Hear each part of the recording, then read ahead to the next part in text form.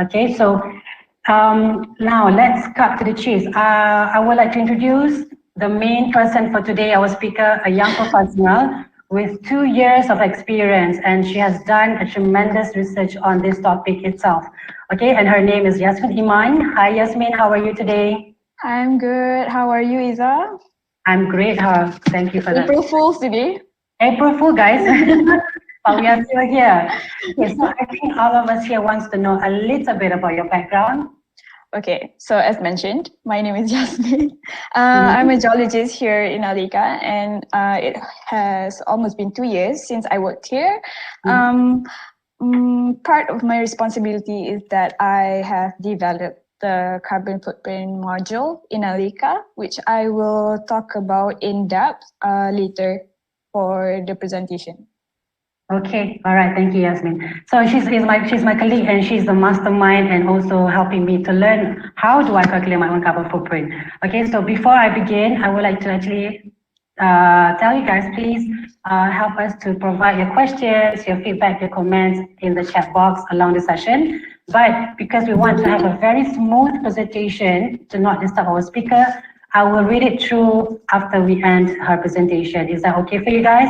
And I will go through some of the selected questions. If we don't select the question, we will contact you guys directly on LinkedIn or via email, okay? So let's start. I think Yasmin can start her first slide. The floor is yours.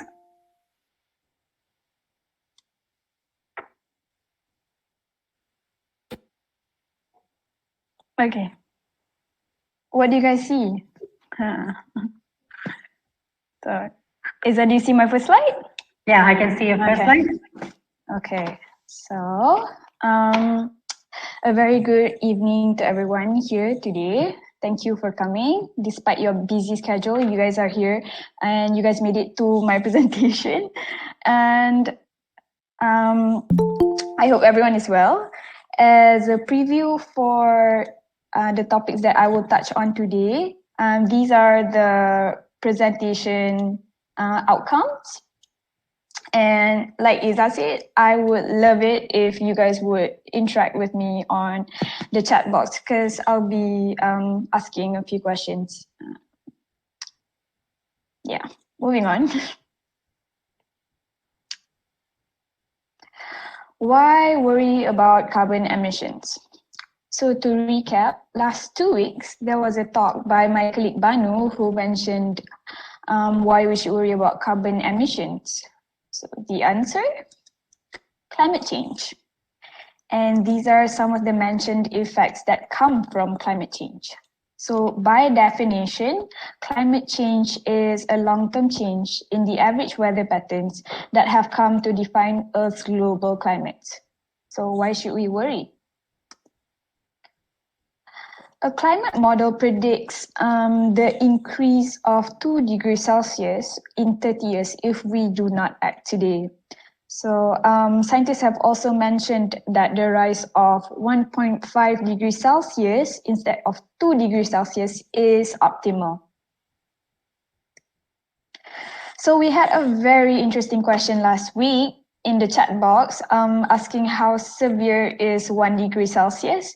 So today I'd like to dig in deeper on that question. So the answer is severe enough that just half a degree Celsius rise in temperature could trigger these changes. A warmer world, meaning it has more evaporation and more water in the atmosphere. So this has caused an unevenly distributed temperature and affects airflow patterns. As an example, hurricanes like Florence in North Carolina was empowered by warmer seas and higher seas. So, fossil fuels makes up 94% of the energy used in Malaysia alone. So we would have to decline the dependency of fossil fuels by investing in other energy alternatives like solar, wind, hydro, and etc. And of course, the advantages and disadvantages should be weighted out equally This is because, yes, if we turn to renewables for an energy source, we would emit less carbon dioxide. Very good. But are we really ready to have an energy supply that's intermittent instead of a constant supply of energy? My next point is the efficiency in technology and organizations. This is where the shift of mindset, culture, and organization process is imperative in efforts in lowering our carbon emissions. So the EIA has established a few types of emissions, which is the scope 1, that comes from direct emissions. As an example, it's like the fuel combustion, something that you can control as an organization. So then there's scope 2, that comes from your indirect emission. So let's say you're an organization that purchases electricity and all that electricity is consumed. That is from your scope 2 emission. And scope 3 comes from activities of the organization that you cannot control or do not own. And you might be surprised that this has the biggest carbon emission. So things like procurement, business travels, water, and waste. The next one is carbon capture technology, CCUS. I'm sure a lot of you have heard about this technology. So CCUS is carbon capture utilization and storage, whereby the carbon is captured and it is stored deep underground and isolated. The other technology that's pretty famous these days is direct air capture, DAC. And this is where carbon dioxide is captured from air directly. Next is nature-based solutions. Now, Ezzah. Yes. You still awake? I am indeed. Okay, so nature-based solution is a very famous solution. What do you think relates to it? What do you think is a nature-based solution? When we talk about nature, I think we can put like oceans, and maybe we can open to the audience, to the floor.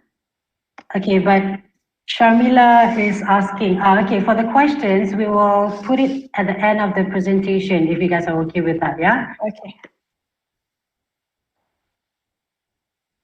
So? Okay, there's no one's... Okay, it's okay. It's okay. I will tell you. That's the reason of me presenting today. Okay, so nature-based solutions are actions to protect, manage, and restore natural ecosystem. So the simplest example that you can find is planting trees.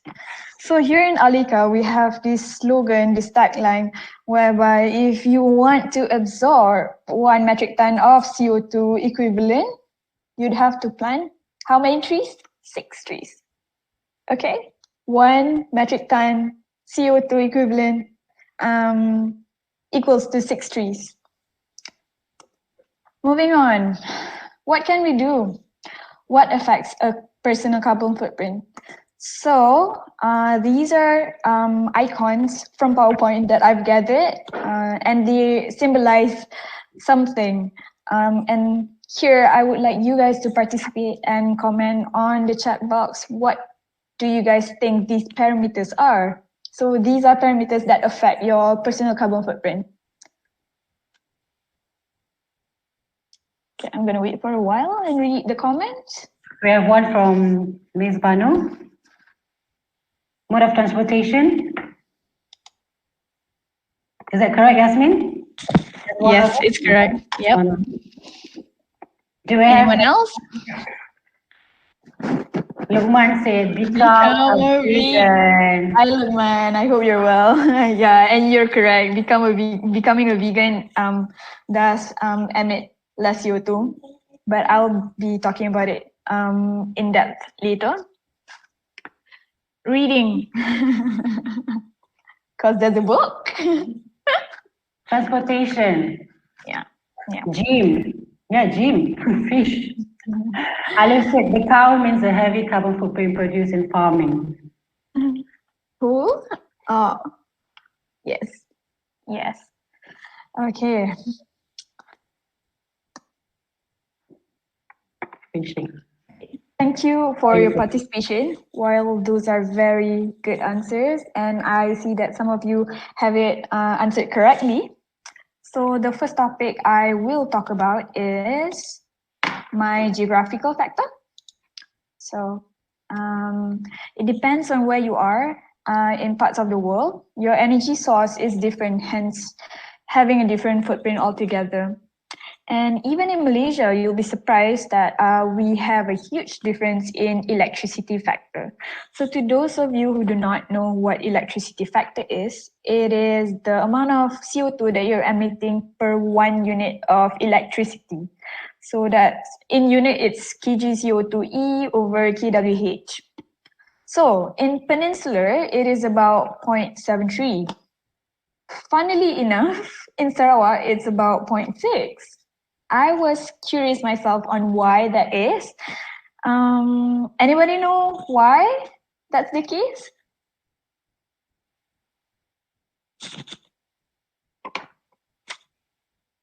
No?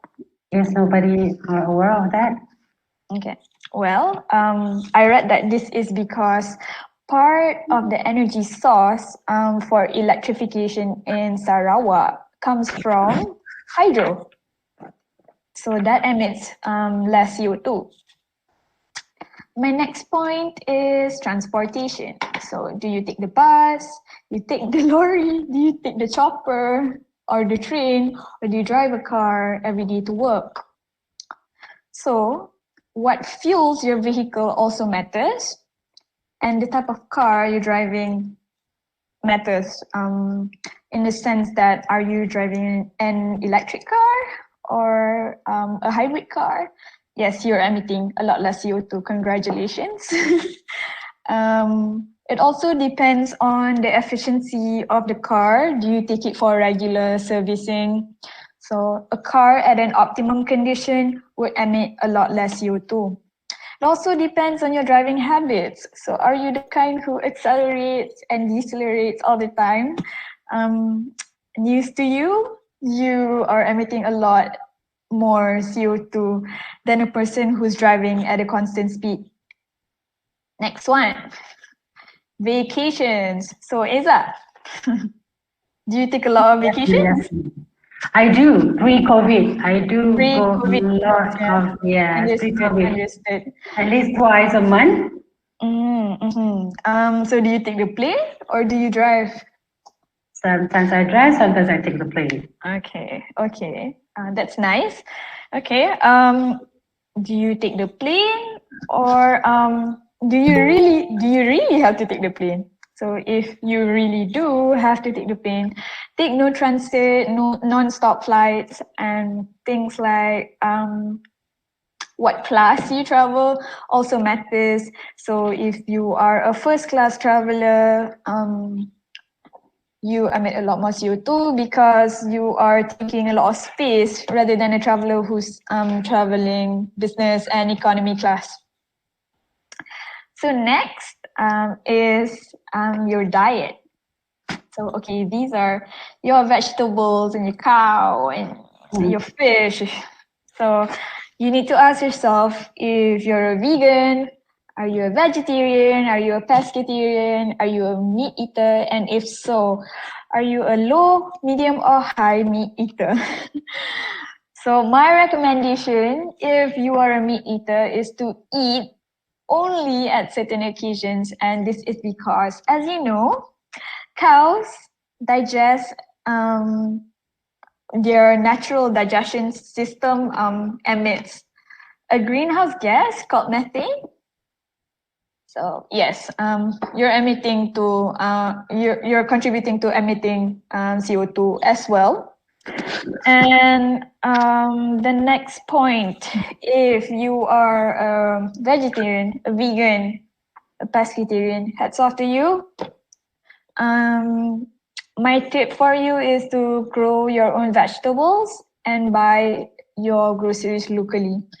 This is because if you're a vegan but you're buying kales of Australia, strawberries off of Korea, you still have a carbon footprint because you're transporting your goods from the source itself to where you are. So that has a footprint. So the next one is something that I classify as other commitments that is directly proportional to costs. So that is things like furniture, pharmaceutical, insurance, sporting activities, and education. Yeah. Yes, I have one question. Since I'm and the youth nowadays, they are very avid sports athletes. How does the recreational activities affect the carbon footprint? Okay, from recreational activities. Okay, when you build the facilities, yeah, that emits CO2. So as long as you have cost, you emit CO2. So it also depends on what sports you're playing. If you are taking a walk in the park or if you're jogging, you're emitting less CO2 as compared to someone who has an expensive hobby. Like I said, it's directly proportional to costs, yeah? If you have an expensive hobby like skydiving, you'd have to get on the plane and then you emit a certain amount of CO2 from, going up the plane and then just to dive from it. And I'm calling out all this F1 Grand Prix motor racing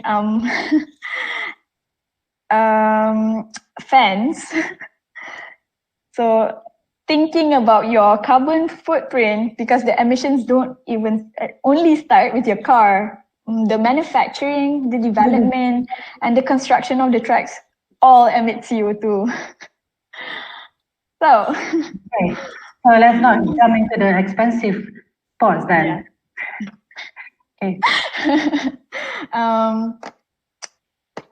This is the team's annual carbon footprint. So we made it a point to calculate our individual footprint per year for the year 2020.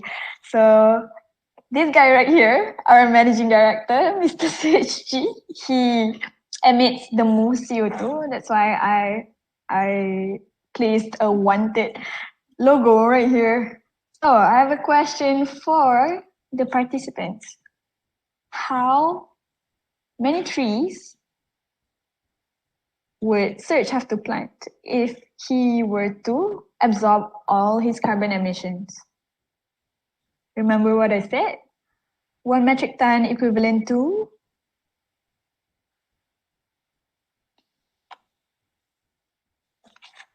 There we have 36 here, Yasmin. Petra is saying 36. Andrew is saying a forest. Shazwan said 78. Praga said 75 per year just for Mr. Search. Yeah. Somewhere around that. Okay, I'm so glad everyone is paying attention. Yes, 1 metric ton is equivalent to 6 trees. Okay, remember that. So, okay, and here the winner is Sharina. She emits only 3 metric tons of CO2. Yes, moving on to the third learning outcome. Okay, so I'll be talking about personal versus energy project carbon footprint comparison. So I will not dive in deeper on personal footprint because I've done that. I've talked about all the parameters that matter in calculating your CO2 emissions. So, like I said, geographical area, mode of transportation, and expenditures, right? So the biggest takeaway from this is that your personal carbon footprint depends on your cost and geographical location. And it's the same with energy projects, okay? Which part of the world is your energy project located? That matters. And where do you source your material? So different supply chain gives off different carbon emissions. So if you're buying steel off of China, who burns coal or fossil fuels for energy, versus France, who uses nuclear as their energy source, they would have a comparable CO2 footprint. The next one is medium of transportation. Again, where you are at in parts of the world matters. This is because if you are acquiring your material locally, you would have a low distance travel and a low cost and low CO2 emissions. Next, every energy project has expenditures, operating expenditures, capital expenditures, and abandonment expenditures. So again, my biggest takeaway is that personal and energy project footprint, they both share two of the biggest parameters that affect these numbers, which is cost and geographical location. So, however, I would like to remind that although a lot of companies are looking into investing in renewables, we still do have a footprint for that. Although it's less, we do still have a footprint. And the thing in ALECA is that it allows you to calculate your carbon footprint from energy projects, be it from fossil fuels or renewables. This is a quote from Peter Drucker. He says, "You can't manage what you can't measure." So we've come up with a solution for that, and we've built two modules that calculates your carbon footprint. So this is the UI, the user interface of carbon footprint calculator in ALECA. So I apologize, it's rather small because right now it is a screenshot rather than the actual user interface. So this is how it looks like, but I'm going to zoom in for you guys to understand the concept behind the module. Okay, so I will first explain on this graph right here. So this graph represents country GDP in millions of USD versus CO2 in millions of tons. So in the y-axis, we have the CO2 emissions, and on the x-axis, we have the GDP. So for those who aren't aware, your GDP is the buying power of a nation. So the goal is always to have a higher GDP, but a lower CO2 emission. So in ALECA, we have a database of 76 countries, and their CO2 footprint and GDP is plotted. So let's say I'm a person using ALECA, and my energy project is in Malaysia. So it's here. And this is the P90, P50, and P10 line. So we've established these lines for you guys to see the benchmark. You see, like anything beyond P90, you would have an increased CO2, right? And you would have a low GDP, which are deemed to be the worst of offenders because you don't have that much GDP, but you're already emitting this much. And Malaysia sits in between P50 and P90. And countries in between P10 and P50 have relatively better GDP and lower CO2. And anything that's below, any country that plots below P10 are the best countries. So as an example, Malaysia here sits in the 73rd percentile. And why is that? It is because we still need fossil fuels and we still burn coal as a source of energy. Hence, we emit a certain amount of CO2 because we're a developing nation, right? As opposed to countries like France and Switzerland, who are wealthy and their GDP is high, and they are able to invest in renewables. Yes. So moving on. So this is a histogram of country CO2 tons per USD based on GDP. So like I said, this is Malaysia, and it sits in between P50 and P90. So this is P10. 73rd percentile. Keep that in your mind because I choose Malaysia here. Moving on. How do I use this carbon footprint calculator? It's pretty easy. ALECA simplifies everything. So you have your minimum, most likely, and maximum. Because in ALECA, we work in ranges rather than a single number. So users would input their CAPEX, OPEX, and ABEX in the currency of their choice. So it's a pretty simple calculation here. Your CAPEX plus OPEX plus ABEX would equal to your total expenditure. So what does ALECA do? So remember, I chose Malaysia, and that the country sits on the 73rd percentile. So depending on the geographical location of users, you would emit a different CO2. So right now, user has chosen Malaysia. So if I were to spend this much money, my total expenditure, right, this much money, I would get this amount of CO2.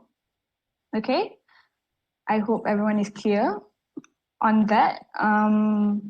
However, this emitted CO2 from P90, P50, and P10 is a benchmark. It's a benchmark. It serves as a benchmark. Like if you were to spend this much money in Malaysia, you would have this amount of CO2, right? But if you were to spend it in the country that sits at P90, you would have this much. So technically, we're doing better, right? 35,000 metric tons versus 21,000 metric tons. Remember 73rd, so we sit in between P90 and P50. Being really repetitive here. So, okay. Imagine spending this much money in Malaysia and having this much CO2. However, the country benchmark that sits at P50, you're only emitting 9,285 metric tons, as opposed to when you spend this much money in Malaysia. So that's a 9,000 metric tons difference right there.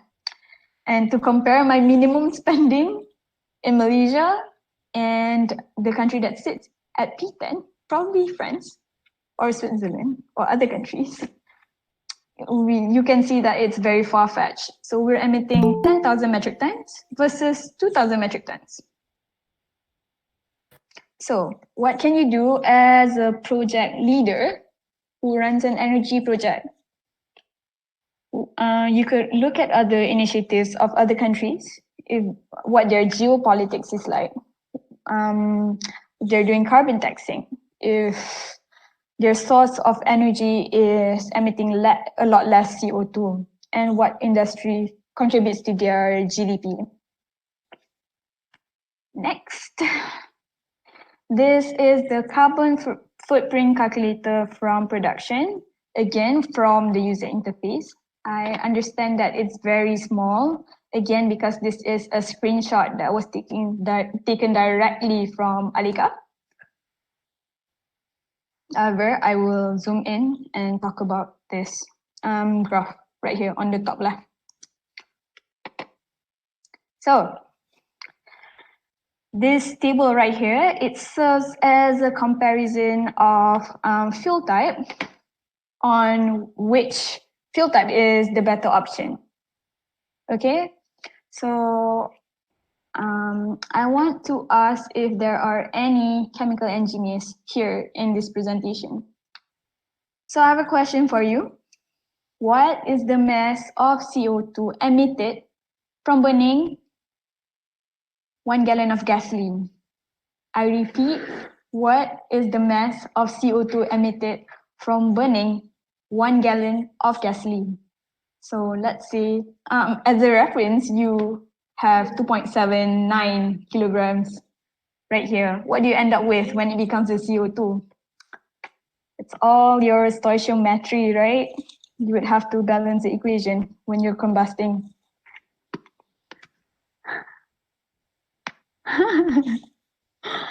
Okay, Praga said 8.75. That is because she already knows the answer. So yes, it is 8.75 kilograms. Imagine having something that's 2.79 kgs before combustion and ending up with 8.75 kgs after your combustion. And why is this? It surprised me too. And this is because when you're introducing combustion into your equation, right, and you end up with carbon dioxide, your carbon chain is attached to the oxygen. As opposed to when your carbon is attached to hydrogen, it is less heavier. So your carbon dioxide is actually heavy. So to balance off the equation, you would have 8.75 kilograms. So here is the equation if you are interested. So how I got to the number is 1 gallon times 2.79 from the density, kg over gallon, 85.5% by carbon mass, 44 times 44 grams of CO2 over 12 grams of carbon. So you would be able to cancel your gallon and end up with your kg CO2. Oh, sorry, I missed that. You can also cancel your carbon. So you end up with 8.75 kg CO2. So this is my reference right here. So from the table itself, the best fuel types to combust is actually the one that emits the less CO2 but gives you the most energy, right? That's the goal. So the best is LNG or natural gas, which gives you 19,000 British thermal units per kg of CO2. And the worst offender of a fuel type which is coal, anthracite, which is 6,000 BTU per kg CO2. So in ALECA, we like to simplify things, and we've made a few assumptions. So as you're producing oil or gas and you send it to the refinery, right? So there is a standard of percentages of what fuel type is in a barrel of oil. So 4/42 of it would be turned into kerosene, 12/42 is diesel, and 20/42 will be gasoline. And these three fuel types are assumed to be combusted. And the remainder, 6/42, becomes other products that is assumed to be plastic and tar that is not going to be combusted. So, are you guys awake? Are you awake? Thumbs up. Thumbs up if you're awake. I'm awake. I'm awake. Thank you for your response. Yes. Okay. Yes. I see a lot of yes. Okay. So I'm gonna ask a question to wake you guys up because my presentation is so boring and I don't want you guys to sleep. So, what is a typical usage of kerosene? What do people use kerosene for? Does anybody know?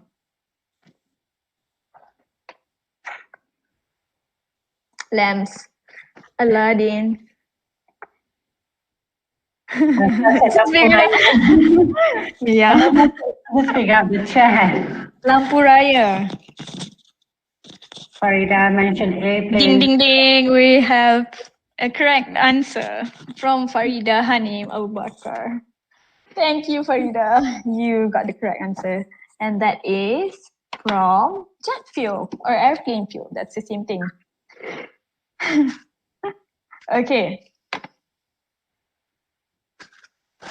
So, what does ALECA do for you from this carbon calculator from production, right?